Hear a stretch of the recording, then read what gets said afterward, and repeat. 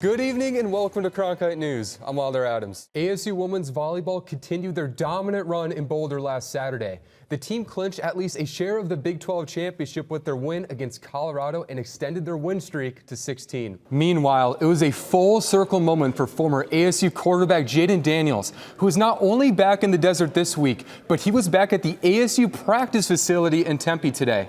Get this, Jalen, contestants had to create Thanksgiving sides with insects in them.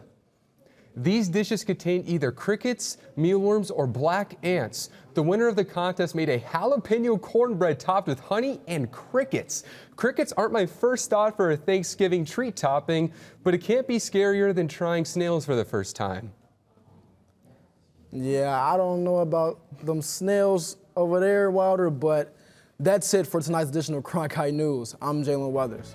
It tastes like squishy garlic. And I'm Wilder Adams. Thank you for joining us. Welcome back to Cronkite News and our coverage of the 2024 general election. Arizona has gotten a lot of attention from the presidential and vice presidential candidates this campaign season. The polls are officially closed in Arizona, but we don't expect to see results for another hour. But there is already a lot of activity underway. We have a reporter at Election Central where the votes are being counted in Maricopa County.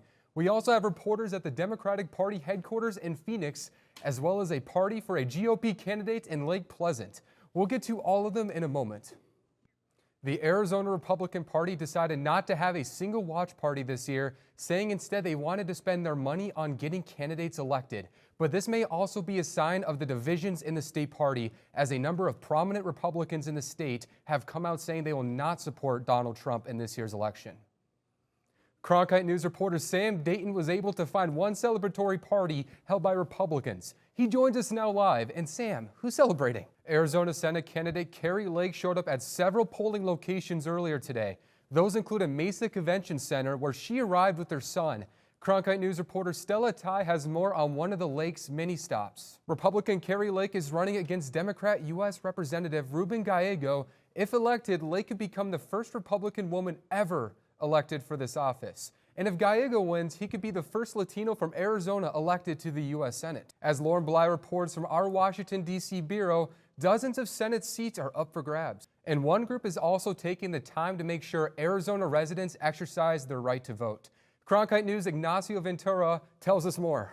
Young voters will be the key to this year's presidential election. In fact, Gen Z gained more than 8 million new registered voters this year.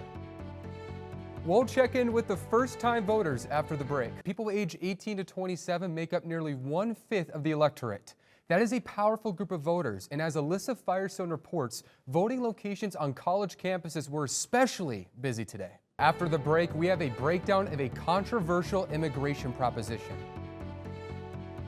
Find out what Prop 314 does and who it could affect. This and more after the break. After the break, a closer look at the presidential election. Do you know the last time Arizona turned blue? We'll have an answer. Extra election centers, hundreds of more people to help.